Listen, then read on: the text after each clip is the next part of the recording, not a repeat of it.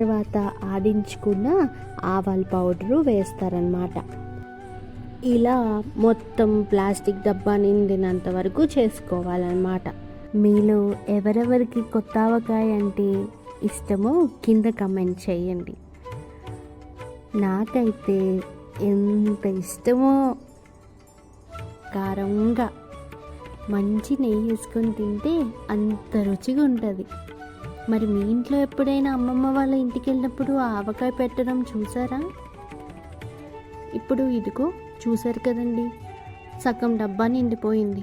ఈ డబ్బాలో ఇలానే అంత ప్రాసెస్ అయ్యాక ఇలానే ఈ బాక్స్ మొత్తం నింపాక లాస్ట్లో కొంచెం గోరెచ్చగా ఉన్న నువ్వుల నూనె వేసుకున్నాం. నువ్వుల నూనె వేసుకోవాలా అని మీరు అడగచ్చు. కాదండి, ఏ పళ్ళ నూనె వాడచ్చు అన్నమాట. నాకైతే